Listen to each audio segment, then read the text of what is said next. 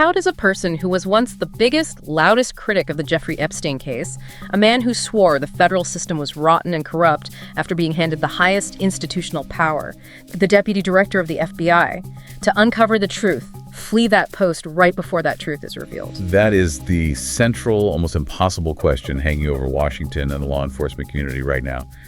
Dan Bonino, one of the most powerful figures inside the FBI, suddenly quits. Suddenly is the word. Is this simply executive fatigue? Was the immense pressure of the job finally too much? Or is this, as critics immediately suggested, evidence of a massive systemic cover-up happening deep inside the Department of Justice? A high-stakes firewall designed explicitly to protect the most powerful people in the country. We have a stack of highly volatile sources detailing the sheer cost, the psychological, the financial, and the institutional cost of his very brief tenure. We are going to analyze why a man who once built an entire media career swearing never to turn his back on the truth is now, well, running back to his microphone having seen what he saw. The mission today for you is to unpack the circumstances surrounding Bonino's dramatic departure from the FBI's number 2 spot, connecting his exit directly to the imminent, highly sensitive release of the Epstein files, the accusations of obstruction from those connected to the former president, and the profound, almost cynical contradiction of his personal journey. From conspiracy theorist to institutional defender. Exactly. And we absolutely have to begin with the timing because you cannot ignore it.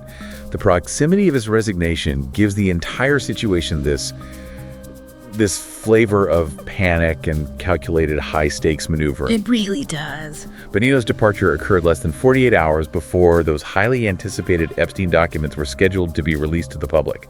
That is not a coincidence. No way. That proximity suggests that whatever pressure forced his hand wasn't just long-term exhaustion. It was immediate, critical, and tied directly to the sensitive content those files were about to expose. He was out the door, just as the truth was walking in. Okay, let's unpack this dramatic timeline because the sequence of events on that specific day is so critical. I mean, it suggests a man who lost control of his own narrative and was forced into an immediate public confession of failure or retreat. Absolutely. The way this information dropped, it had all the hallmarks of a controlled leak designed to preempt the official announcement, which in turn forced Bonino's hand. So we start at 12:55 p.m. on the day of the announcement. Right. The press, specifically MSF, now based on reporting from Carol Lenning and others, they asked Bonino for a comment on reports that he was, in fact, planning to leave his position in January. And his initial response, it was defiant, almost mocking the press for even asking the question. It was pure aggression. He told MSF, now and I'm quoting here, "Print whatever you'd like, no one believes you anyway." That is the classic posture of a high-ranking political operative dismissing a fake news report to buy time. It's Playbook 101. He was attempting to squash the story and deny the reality of his impending departure. He's basically daring them, trying to call their bluff. But the reality was undeniable, and the reversal was just lightning fast. It signals that he'd been preempted or that the internal pressure had just become completely overwhelming. A few hours later, that's all it took. By 5:16 p.m., Bonino was on X, officially confirming his departure. He wrote, "I will be leaving my position with the FBI in January." Wow. From no one believes you to it's official in, 4 hours? Less than 5 hours. And he followed this up with, the standard political thanks, naming President Trump, Attorney General Pam Bondi, and Director Patel for the opportunity to serve. But that immediate denial followed by the public? Forced acknowledgement. It just fuels the suspicion that this was not a planned, amicable exit. This was something swift, unavoidable, and perhaps even humiliating for him. Oh, completely. He got caught. So Bonino, the man who spent years attacking the establishment media, is caught flat-footed by that same media and forced to confirm his departure on a compressed timeline. But the reaction from his former political boss, Donald Trump, is equally telling. Yeah, that's a whole other layer to this. It adds fuel to the fire that this was purely a commercial, not an institutional decision. That's right. Donald Trump's reaction upon hearing the news was, well, it wasn't a tribute to a dedicated public servant who sacrificed for his country. Not at all. He essentially minimized Bonino's entire tenure, suggesting his priority was simply returning to his highly lucrative media career. Trump's comment was, "I think Bonino really wants to focus on his show, and that's really what his priority is here." Now, what does that specific response tell you? It's a dismissal. It's almost contemptuous. It minimizes Bonino's role in one of the most powerful law enforcement positions in the entire country, suggesting the whole thing was just a detour from his true profit-driven passion, yelling into a microphone. It completely frames the resignation as a career preference, a voluntary choice, rather than what it looks like, which is an institutional failure or a response to intolerable political and ethical pressure. And that framing, of course, serves a very clear political purpose. Oh, absolutely. It ties directly into the core accusation that flew around Washington the second the news broke. Critics immediately introduced the belief that this resignation is linked to officials within the Justice Department and FBI, connected to the former administration, attempting to obstruct the release of documents where Donald Trump's name is repeatedly mentioned. The exit of a number 2 official just hours before the documents drop can really only be viewed through that lens of obstruction. It's the unavoidable context.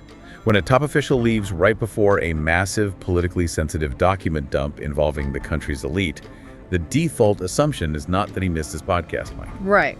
Critics immediately charged that Bonino couldn't handle the pressure. And when we transition into the internal details, the psychological and logistical stress he was under, that claim starts to sound less like a partisan attack and more like an informed observation about the sheer difficulty of the job he took on. It sets the entire tone for what comes next. The contradiction between the 12:55 p.m. denial and the 5:16 p.m. confirmation shows a total failure of narrative control. The immediate minimization by the former president shows an effort to bury the political fallout.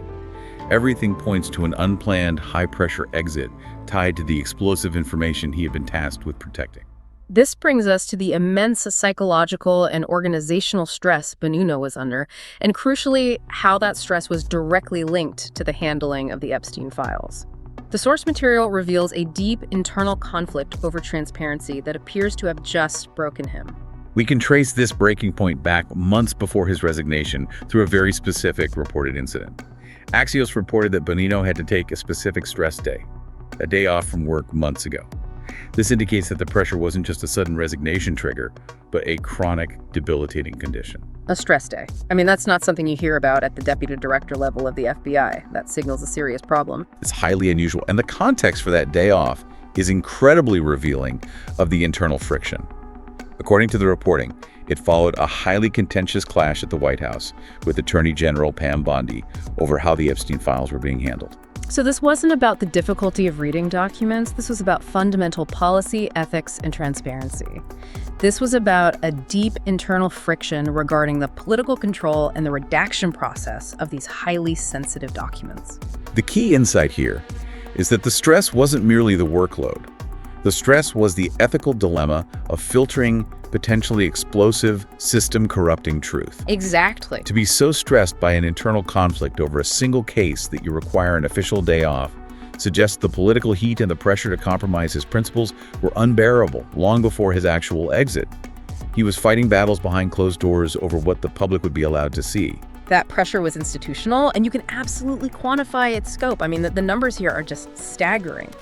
Upon his arrival in March, Bonino was immediately immersed in the largest, most secretive information processing effort the Justice Department had likely undertaken in years. He received the Epstein files from the redaction team literally on day one of his job. Day one. Imagine that. Imagine stepping into the deputy director role and your very first job is to oversee the team handling the secret archive that threatens every powerful person in the country. Welcome to the job. No kidding. And the scale of this operation, it speaks volumes about the perceived danger contained within those files and the institutional desire to control the fallout. And we can quantify the resources. This isn't speculation. We can quantify the resources dedicated to this redaction effort, which underscores the magnitude of the task and the institutional commitment to controlling the narrative. We know from billing entries that in just 1 week after Bonino started, over $1 million was paid in overtime to FBI agents. $1 million Yep. in overtime in a single week. Just for redaction, let's pause on that for a second. It's an astronomical figure. It is. For a single focused bureaucratic task, it tells us two things. First, the volume of material was immense. Tens, perhaps hundreds of thousands of pages. And second, the timeline for filtering it was impossibly tight. This wasn't a clerical task. This was a political emergency, requiring maximum resources to build a firewall. It was a full-scale operation. The source material highlights that over 1,000 FBI agents, DOJ lawyers, and employees were assigned to this redaction team, working intensely on aggregating and scrubbing the Epstein files since March. 1,000 people. 1,000 people. That is a massive bureaucratic apparatus dedicated not to investigation, but to the meticulous filtering of information. They were trying to protect those named in the files.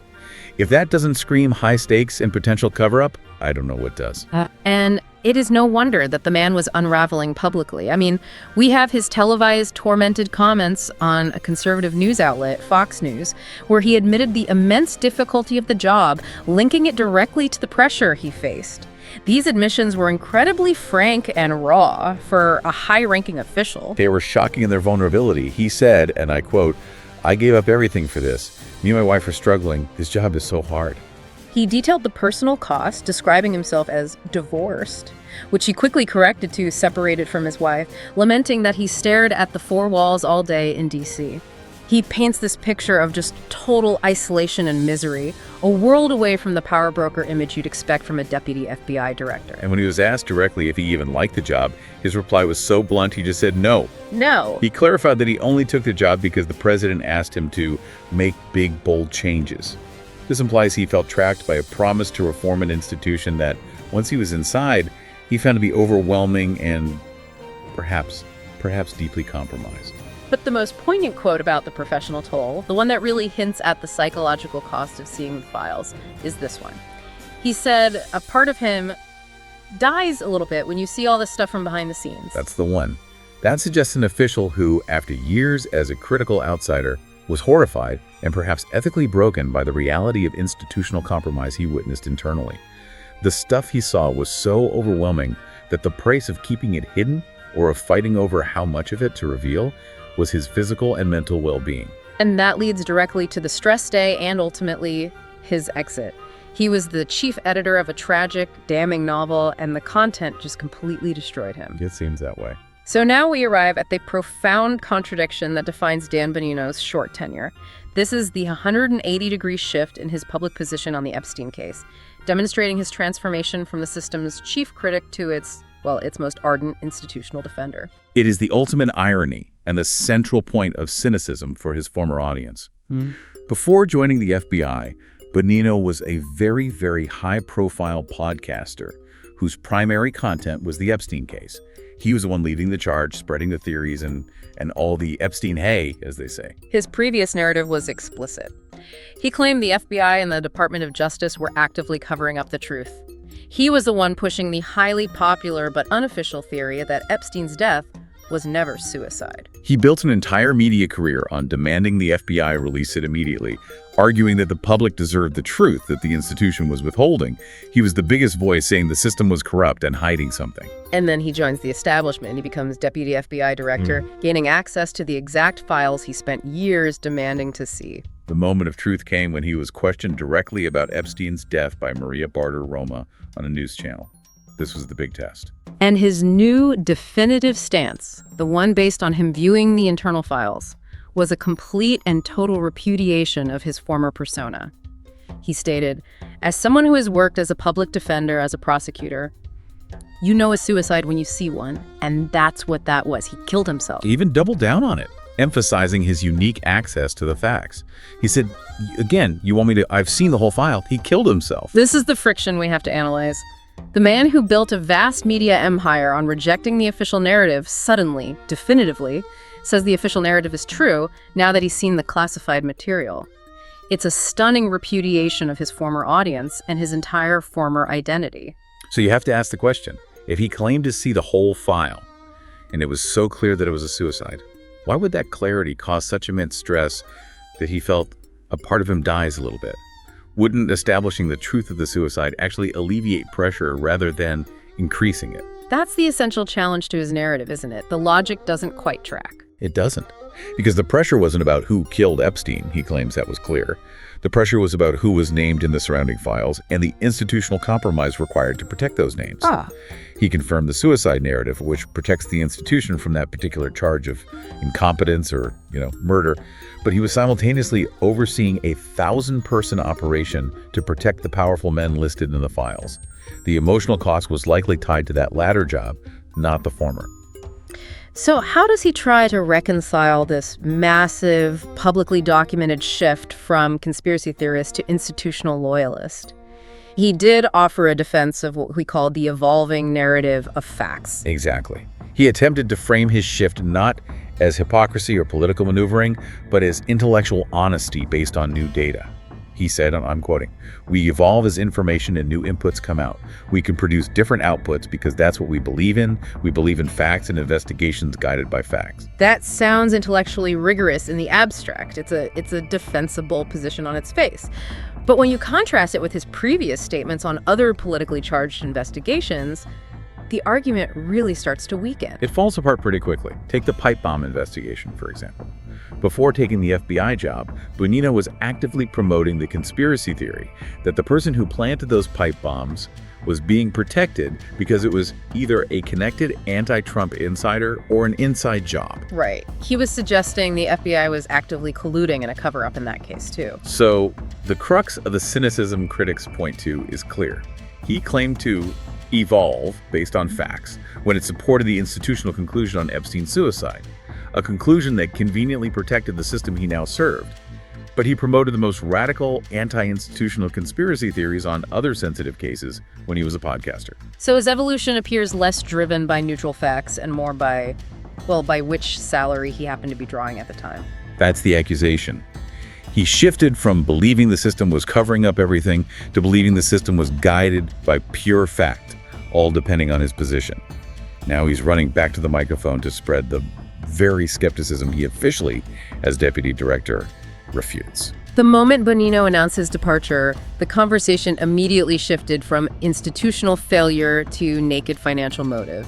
And the source material shows Bonino himself had previously foreshadowed this return to profitability, making the transition look less like a moral choice and more like a simple business transaction. He did. In a conversation with fellow conservative commentator Sean Hannity, he was very clear about the difference between public service and his former life.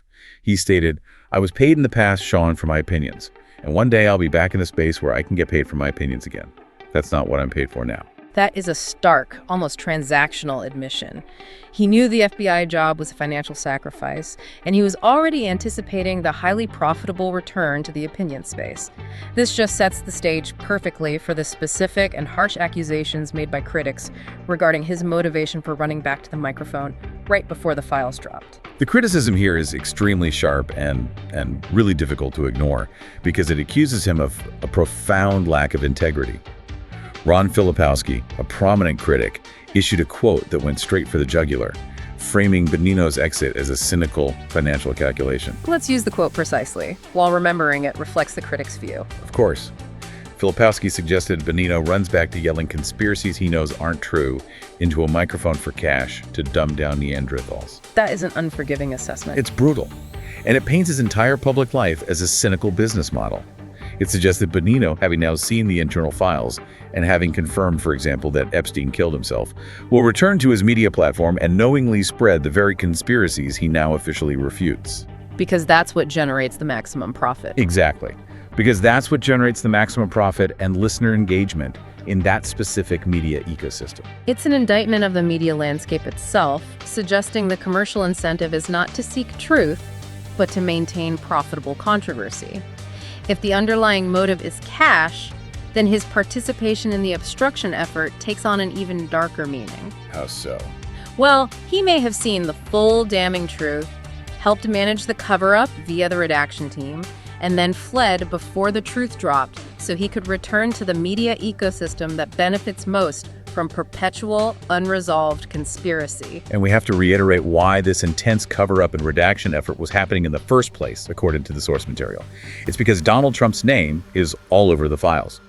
The institutional drive was, at least in part, focused on protecting one of the country's most powerful political figures and his associates. And allies of the former president, like Susie Wild, they attempted to minimize this link, didn't they? They did. She characterized the relationship as two men who were just playboys, who were gallivanting around town doing what playboys do. That description attempts to neutralize the seriousness of any possible connection found in the files, framing it as mere youthful indiscretion rather than potential criminality or involvement in human trafficking. Just boys being boys, essentially. Right. But the pressure to obstruct the release, as perceived by critics, remained massive. And officials connected to the administration utilized very specific methods and justifications to obstruct the full release of the files. What were those tactics? Well, one tactic was claiming ongoing criminal investigations right now in the Southern District of New York into the real bad guys. So they were essentially arguing they couldn't release the documents lest they compromise current cases. But the timing right before the files were due made this sound a lot like an excuse for delay rather than a genuine operational concern. The other justification offered was a seemingly moral one, but one that many critics found deeply, deeply cynical. A number of officials, including some Republican members of Congress like Mike Johnson, argued they needed not to create new victims. Create new victims, and the sources clarify who these new victims were referring to, right? Yes. They were referring to the rich, powerful billionaire men whose names are all over the list and in the emails. So the implication is that the victims, the allies of the former administration, were truly concerned about protecting, were not the children exploited by Epstein. But the reputation and legal standing of the powerful men named in the files, the entire political effort appears designed to turn the focus away from the file's central, damning content and toward legal and reputational defense for the elite. So the drama surrounding Bonino's exit and these internal DOJ battles over the files, they did not happen in isolation. They occurred simultaneously with other major legal maneuvers that illustrate a broader systemic pattern of obstruction and special treatment, specifically tied to Ghislaine Maxwell. This shows the firewall was being built on multiple fronts. The actions of Maxwell provide a perfect illustration of how high-level political influence can immediately affect accountability. Just as the documents were about to drop, Maxwell, a convicted child sex trafficker, filed a habeas corpus petition challenging her federal sex trafficking convictions. Okay, so for listeners who may not be familiar with the term, a habeas corpus petition is essentially a formal request to the court that the court determines if a prisoner's detention is legal. It's a very common legal tactic, but in this political context, it was a highly strategic legal shield. Can you explain the immediate purpose of this petition for her? Right. The petition gave her a pretext to invoke her Fifth Amendment right against self-incrimination. The Fifth Amendment protects individuals from being compelled to testify against themselves. She used the pending status of this petition as grounds to refuse to answer any questions for the Democrats on the House Oversight Committee. So she could just refuse to talk. Precisely. She essentially claimed, since I am actively challenging my conviction and my freedom, I cannot be compelled to answer your questions, as that might incriminate me in my ongoing challenge. It's a classic, high-level legal delay tactic designed specifically to block political and congressional oversight from accessing her testimony. And the timing of this obstruction aligns perfectly with highly unusual preferential treatment she received from high-ranking Justice Department officials. And this involves Todd Blanche, who was Donald Trump's former criminal defense attorney before becoming Deputy Attorney General at the DOJ. An interesting career path, to say the least. According to the sources, Maxwell had a meeting with Blanche in Tallahassee, and the consequences of that meeting are just astonishing. What happened immediately after she spoke to him is the key detail here. She was moved.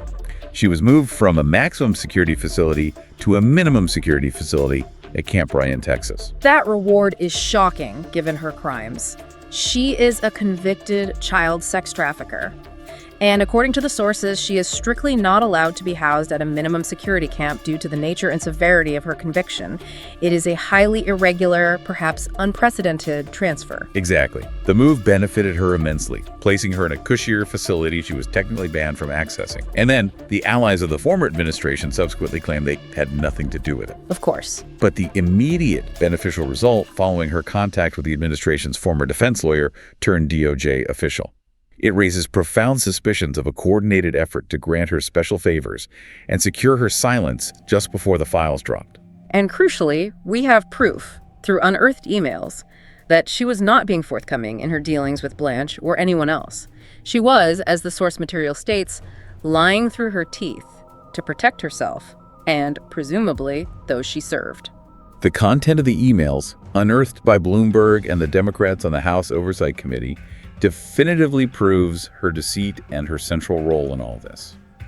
They show she was intimately involved in mentioning Trump over and over again. So Trump's name is all over her emails, too. All over them. She's discussing what Trump knows and confirming that Trump is in the House. Trump was at the House when the girls were there. Wow. And furthermore, these emails prove she assembled the birthday book that she claimed she didn't know existed. Yes, this is proof of active specific deception designed to distance herself from the core operation. She was central to the operation, and her discussions directly implicated the former president. The very people trying to minimize her role and protect her were contradicted by her own words in these emails. So, she lies to a top DOJ official, who happens to be Trump's former attorney, gets moved to a cushy prison facility where she shouldn't be, and then immediately uses a legal shield to avoid congressional questioning. It paints a comprehensive picture of systemic protection and coordinated obstruction coming from multiple wings of government and the legal community simultaneously. And this entire systemic obstruction effort must be sharply contrasted with the one figure in the source material who is apparently willing to operate with full transparency. Special Counsel Jack Smith. Jack Smith. He walked into the halls of Congress and had his deposition taken publicly. The sources point out that Jack Smith wanted to do it publicly, showing a commitment to transparency, but Republican members of Congress were too scared to allow that level of public visibility and political risk. This contrast poses the final critical question for you, the listener. Who is truly hiding things, and who wants to tell the truth? On one side, you have a top FBI official fleeing, a 1,000-person redaction team working overtime, and a convicted trafficker being rewarded for legal maneuvers designed to block oversight. And on the other, you have a special counsel willing to sit publicly before Congress. It forces you to consider which side is running the firewall and which side is attempting to breach it. It's pretty clear that the pressure Bonino faced was not just from the files themselves, but from the immense coordinated effort required to keep the content of those files secret. An effort that involved the highest echelons of government and key legal players connected to the former president. His resignation was the physical embodiment of a broken political firewall. It really was. So you have the dramatic exit of a top FBI official, the overwhelming pressure of $1 million redaction effort designed explicitly to protect powerful figures whose names are all over the files, and the immediate return to a highly profitable career built on spreading the very skepticism he now officially refutes. It's a textbook case of political cynicism yielding to financial opportunity, but one that leaves us asking about the nature of the truth he abandoned. We documented the extreme stress and the intense political maneuvering that occurred right before the Epstein files were released.